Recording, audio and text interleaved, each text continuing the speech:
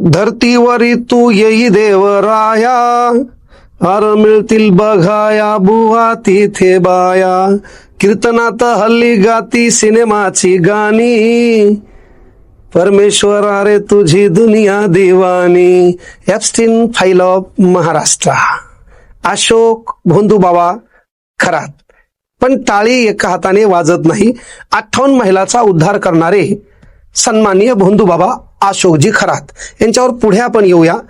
पण पहिला प्रश्न महाराष्ट्रातल्या महिलांच्या पतींना विनंती आहे, आपली बाई अशा बाबा बुवाच्या नादी लागली असेल, तिच्या अंगात भूत वास्तव्य करत असेल तर घरीच एक छान पद्धतीनं लिंबाचा फोक घ्यायचा आणि लिंबाच्या फोकानं तिच्या अंगातलं भूत काढायचं. पहिला प्रश्न आहे, भूत गरीबाच्याच अंगात कसं काय येते? आपल्या अंगात ब्रँडेड देव का येत नाही? मर्याई नावाचा देव काय येतो ज्याचा फोटो आतापर्यंत भेटला नाही? आणि बाई डपडीच्या अंगावरच झुलती कसं काय? हा फार मोठा प्रश्न आहे. लिंबू पाण्यानं पोट बीट राहत असेल, अंगातले भूत निघत असतील, ताप बीप गायब होत असेल तर मग डॉक्टर ही कन्सेप्ट अंधश्रद्धा आहे का? हा फार मोठा प्रश्न आहे. म्हणून तमाम महिला वर्गांना विनंती, अशा भोंदूबाबाच्या नादी लागू नका. रस्त्याच्या चौकात गावाच्या कोपऱ्यामध्ये कुठंतरी हातात संविधान घेऊन असं बोट करून आपला बाप उभा आहे, तो खरा तुमचा उद्धार करताय. त्या बापाचं नाव आहे डॉक्टर बाबासाहेब आंबेडकर. एकदा हिंदू कोडबिल वाचा. पण होतं काय माहिती की या बाबाचं क्रेडिट, या बाबाचा रुतबा, या बाबाची हवा करण्याचं काम कोण करायले? पैशावाले, राजकारणी किंवा झगामगा. मग अशा झगामगाकडे पाहिल्यावर काय होते की आपल्याला वाटायला पैसा, पद, प्रतिष्ठा कदाचित यांचा वरदहस्त यांच्यावर असल्यामुळं यांना भेटत असेल. मग आपण काय करूया? या बाबांचे शिष्य होऊया आणि बाबांना दिलेलं औषध पिऊया. आणि मग असे लोक अशा बाबांच्या आजूबाजूला घराला घालतात आणि मग नजरहाटी दुर्घटना घटनी. काय पॉवर आहे बाबाच्या नजरेमध्ये. आणि मग बाबा साधा सुद्धा नाही. बाबानं 154 देशाचा दौरा केलाय.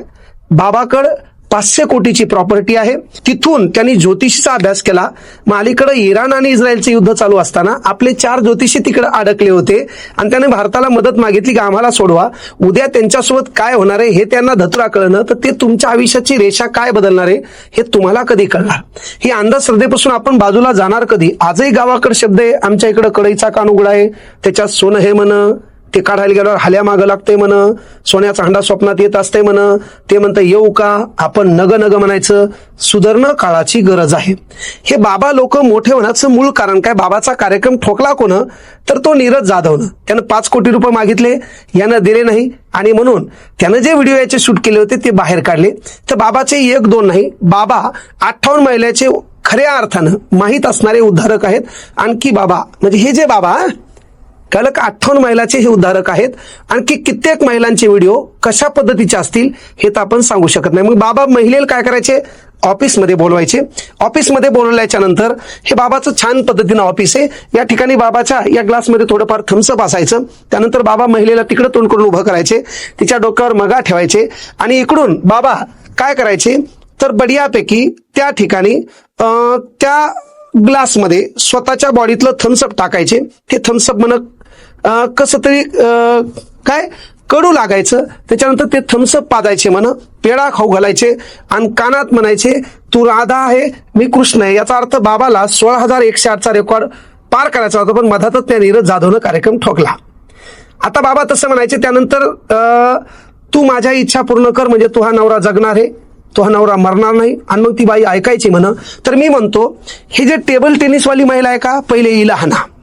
हे संगणमतान दिसाले 5 मिनिटाचा व्हिडिओ अख्ख्या महाराष्ट्रानं पाहिलाय आणि महाराष्ट्र चिंताग्रस्त आहे. महाराष्ट्राच्या समोर सध्या गॅस भेटणं चिंता नाही, महाराष्ट्रात बेरोजगारी वाढली चिंता नाही, इराण इस्रायलचं युद्ध चालू आहे त्याचा परिणाम देशाच्या अर्थव्यवस्थेवर काय होईल याची चिंता नाही, शेतमालाला भाव नाही याची चिंता नाही. सध्या महाराष्ट्रातल्या जनतेसमोर एकच चिंता आहे, पूर्ण व्हिडिओ कधी भेटतील, पूर्ण व्हिडिओ आम्ही कधी पाहू आणि आमचे डोळे शांत कधी होतील. एकाच व्हिडिओनं 11 वर्षापासून मरायला येत असणाऱ्या म्हाताऱ्यापर्यंत प्रत्येकाने व्हिडिओ डिटेलमध्ये पाहिलाय. त्याच्या ठिकाणी टेबल टेनिसचा मॅच कसा झालाय हे सर्व लोकांनी पाहिले. आता 58 व्हिडिओमध्ये जे लोक तिथे गेले होते, चेंबरच्या बाहेर बसले होते आणि घराची महिला यांनी आतमध्ये पाठवली होती, त्याच्या डोक्यात पहिली चिंता आहे फुटबॉल, व्हॉलीबॉल, क्रिकेटचा एखादा गेम नक्कीच बाहेर येतो की काय.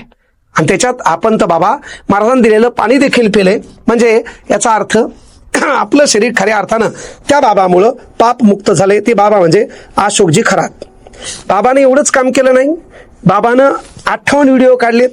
त्या 58 व्हिडिओमध्ये प्रॉब्लेम असा आहे, चिंताग्रस्त लोक आहेत की याच्यामध्ये झगामागाचा व्हिडिओ आहे का, याच्यामध्ये महत्वाची गोष्ट ती साडीवाली कोण आहे तिचा व्हिडिओ आहे का, त्याच्यानंतर बाप्पा हे तर पॅटर्न एकच आलाय, टेबल टेनिसचा एक व्हिडिओ आलाय, पण त्या 58 व्हिडिओमध्ये नेमके कोण आहेत हे पाहण्यासाठी अख्खा महाराष्ट्र उत्सुक आहे.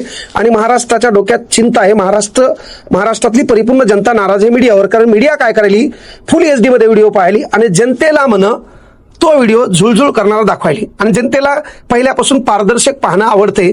जनतेची इच्छा आहे लवकर आम्हाला दाखवा, म्हणजे आम्ही शांत आहेत. पुन्हा आम्ही गॅस मुद्द्यावरून बोलू, त्यानंतर आम्ही इस्रायल इराणच्या युद्धावर बोलू, त्यानंतर आम्ही बेरोजगारीवर बोलू. पण सध्या आमच्या मागे एकच काम आहे, 58 व्हिडिओज फुल HD.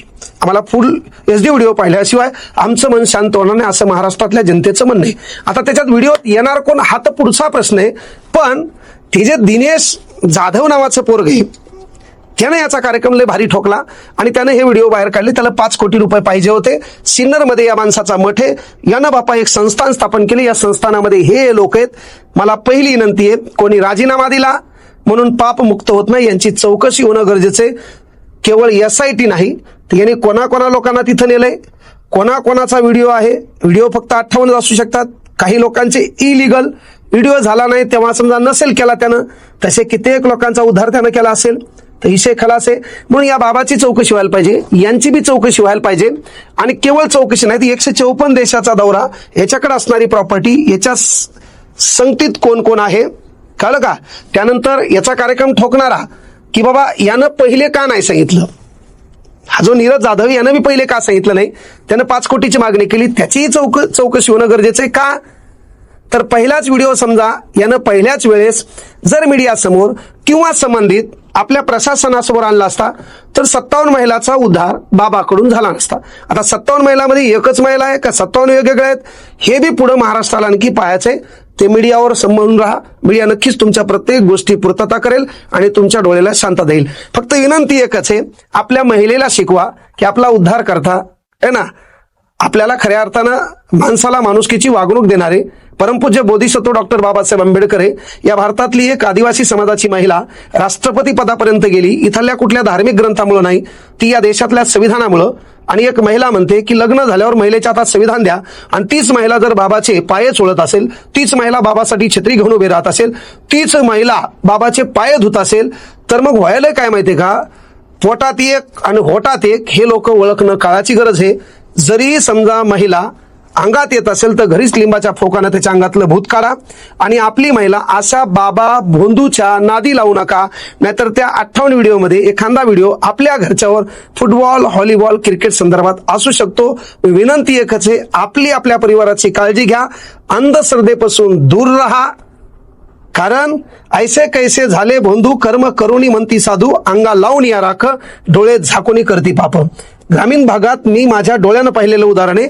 एखादा महाराज गरीबाच्या घरी जेवण्यासाठी 20,000 रुपये घेत असेल तर पहिले त्या गरीबाला मरस्तोवर मार पाहिजे. तू गरीब असताना त्या एकट्या महाराजाला 20,000 रुपयाचं जेवण खाऊन घालून तिहा जीवनात कोणता बदल झाला.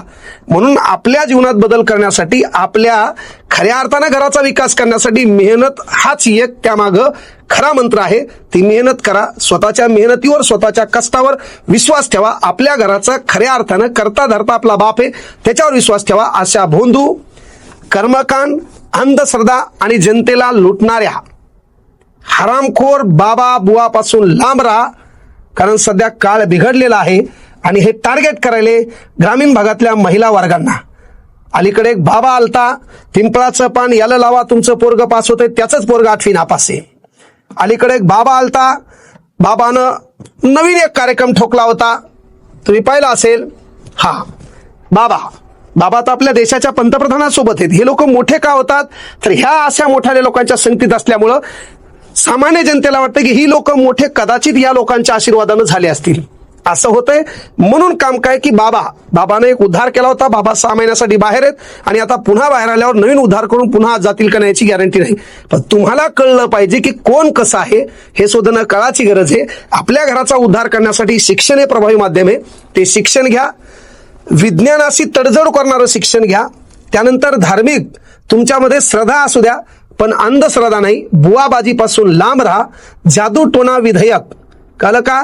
त्यामध्ये असणारी कलम 3 BNS कलम 64 74 351 हा जो बाबा आहे अशोक भोंदू बाबा खरात हा काही दिवसांनी बाहेर सुटणार आहे, पुन्हा त्याची क्रेज वाढणार आहे, त्याच्यासाठी छत्र्या घेणाऱ्या लय बाया निर्माण होतील. तर इथून पुढे त्या बाबाच्या कॅबिनमध्ये जाणाऱ्या, कॅबिनच्या बाहेर बसणाऱ्या आणि छत्र्या धरणाऱ्या सर्व हाणणं काळाची गरज आहे. हा अधिकार त्यांच्या नवऱ्यांना आहे आणि त्या नवऱ्यांना हाणायचं नसेल तर येणाऱ्या काळात केवळ 58 नाही त्याचे 58चे वर्ग होईल. त्याचा एखादा व्हिडिओ आपल्या इथला क्रिकेट मैदानासंदर्भात असू शकतो. म्हणून काळजी घ्या स्वतःच्या परिवाराची, स्वतःच्या बायकोची, स्वतःच्या लेकराची आणि सर्वात महत्वपूर्ण गोष्ट भोंदू बाबाच्या नादी लागून घराची राखरांगोळी करून घेऊ नका. धन्यवाद. जय हिंद, जय महाराष्ट्र.